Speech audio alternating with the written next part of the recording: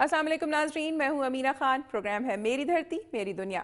ناظرین، سائنس اور ٹیکنالوجی کی ترقی سے کسے انکار ہو سکتا ہے؟ اور جن اقوام نے سائنس اور ٹیکنالوجی میں ترقی کی، انہی اقوام نے دنیا میں ممتاز مقام حاصل کیا۔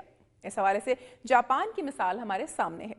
لیکن بدقسمتی سے ہمارے ہاں دعوے تو کیے جاتے ہیں تعلیم کی ترقی کے، لیکن عملی طور پر کچھ بھی ہوتا نظر نہیں آ رہا۔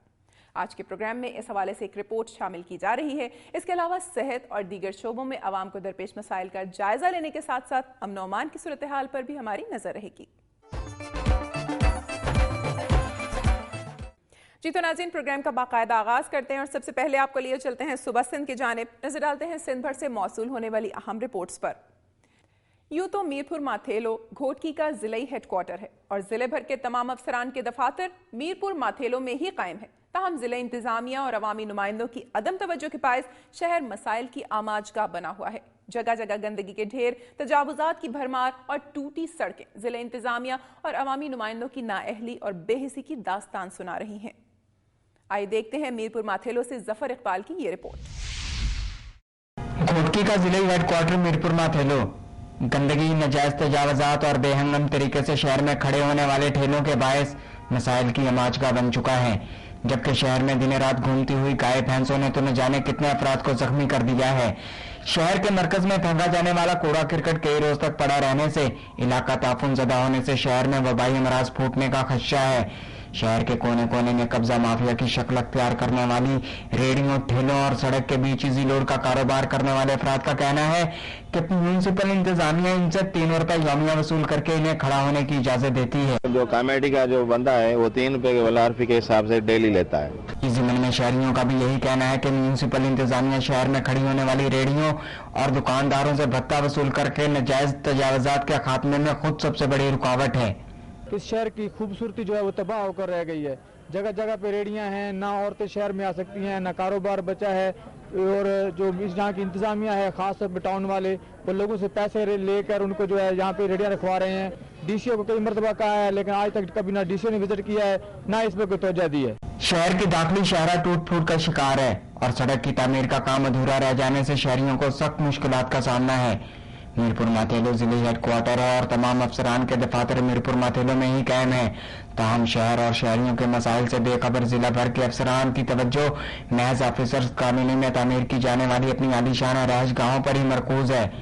آفیسر کالونی میں تعمیر کیے جانے والے بنگلوں کی زیب و آرائش کو دیکھ کر محسوس ہوتا ہے کہ بجٹ کی یہ خطی رقم صرف آفیسرز کالونی کی تزئین و آرائش پر ہی صرف کر دی گئی ہے۔ شہر کے گوناگون مسائل پر دنیا نیوز سے بات کرتے ہوئے ڈی سی او گھوٹکی زاہد علی عباسی نے اعتراف کیا کہ شہر میں صفائی اور ناجائز تجاوزات جیسے مسائل کا سامنا ہے، جن سے نمٹنے کے لیے بیوٹیفیکیشن پلان ترتیب دیا گیا ہے۔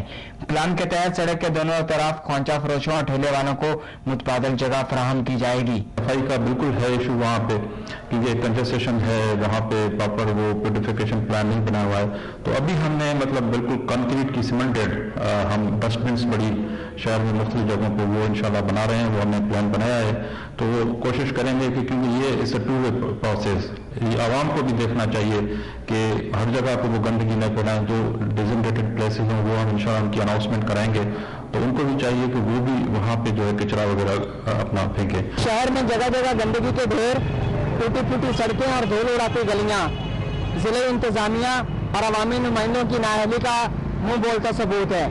کیمرہ مین شکیل چمروں کے ساتھ ظفر اقبال، دنیا نیوز، میرپور ماتھیلو۔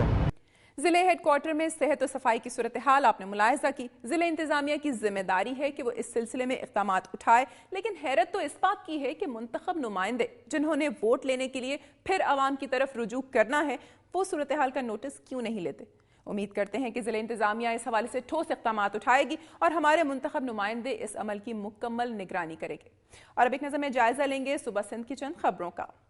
ضلع دادو کی تحصیل میہڑ کے گاؤں قاضی عارف روڈ پر پٹھان اور خاص خیلی برادری کے 2 گروہوں میں فائرنگ سے خاص خیلی برادری کے 2 افراد ہلاک ہو گئے۔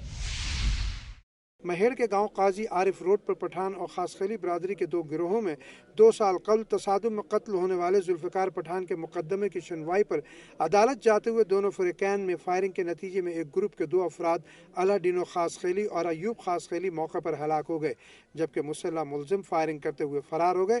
ملزموں کی گرفتاری کے لیے عوامی اتحاد پارٹی کے کارکنوں نے انڈس ہائی وے پہ دھرنا دیا، جبکہ آخری اطلاعات تک نہ کوئی مقدمہ درج ہوا اور نہ ہی کوئی گرفتاری عمل میں آئی۔ صوبہ سندھ کی صورتحال آپ نے ملاحظہ کی، اب آپ کو لیے چلتے ہیں صوبہ بلوچستان کی جانب، نظر ڈالتے ہیں بلوچستان سے موصول ہونے والی رپورٹس پر۔ سندھ بلوچستان رائس ملز مالکان ایسوسی ایشن کے صدر عزیز احمد ابڑو نے کہا ہے کہ اگر سیلاب میں ہونے والے نقصانات کے ازالے کے طور پر قرضے معاف نہیں کیے گئے تو 8 مارچ کو سندھ بلوچستان رائس ملوں کے لاکھوں مزدور اسٹیٹ بینک کا گھیراؤ کریں گے اور احتجاجی دھرنا بھی دیں گے۔ آئے مزید جانتے ہیں۔ سندھ بلوچستان رائس ملز ایسوسی ایشن کے صدر عزیز احمد اوبڑو نے کہا ہے کہ اگر سیلاب میں ہونے والے نقصانات کے ازالے کے طور پر قرضے معاف نہیں کیے گئے تو 8 مارچ کو سندھ بلوچستان رائس ملوں کے لاکھوں مزدور اسٹیٹ بینک کا گھیراؤ کریں گے اور احتجاجی دھرنا دیں گے۔ ڈیرہ اللہ یار میں پریس کانفرنس سے خطاب کرتے ہوئے عزیز احمد اوبڑو نے کہا کہ سندھ بلوچستان میں سیلاب کی وجہ سے 1500 سے زائد رائس ملیں بند ہو گئی ہیں، جبکہ ہزاروں رائس ملیں آخری سانس لے رہی ہیں، جس کی وجہ سے لاکھوں لوگوں سے 2 وقت کی روٹی بھی چھن رہی ہے۔ انہوں نے کہا کہ حالیہ سیلاب میں سندھ اور بلوچستان میں درجنوں رائس ملوں کو اربوں روپیوں کا نقصان پہنچا ہے، مگر حکومت نے صرف خیبر پختونخوا کی رائس ملوں کی قرضے معاف کیے ہیں۔ انہوں نے کہا کہ اب حکومت نے سنجیدگی کا مظاہرہ نہ کیا تو 8 مارچ کو سندھ اور بلوچستان ملز کے لاکھوں مزدور پہلے کراچی پریس کلب پھر اسٹیٹ بینک کے آگے احتجاجی دھرنا دیں گے۔ سیلاب سے جہاں جانی نقصان ہوا وہیں املاک کو بھی شدید نقصان پہنچا۔ زرعی رقبہ بھی سیلاب سے بری طرح متاثر ہوا، جس کی وجہ سے کاشتکاروں اور کسانوں کو بھاری مالی نقصان اٹھانا پڑا۔ دوسری طرف رائس ملوں کو بھی سیلاب نے بری طرح نقصان پہنچایا، جس کی وجہ سے مل مالکان قرضوں کی معافی کے لیے اپیلیں کر رہے ہیں، جو اب احتجاج کی صورت اختیار کر رہا ہے۔ اس ملک میں جہاں سیاسی بنیادوں پر اربوں کے قرضے معاف کیے گئے اور اب ان کی واپسی کی امید بالکل ہی ختم ہو چکی ہے، ایسی صورتحال میں ان مل مالکان کا مطالبہ جائز ہی لگتا ہے۔ تاہم حکومت کو چاہیے کہ وہ سیلاب سے متاثرہ افراد کے لیے ایسی پالیسی سامنے لائے جس سے ان کی داد رسی ہو سکے۔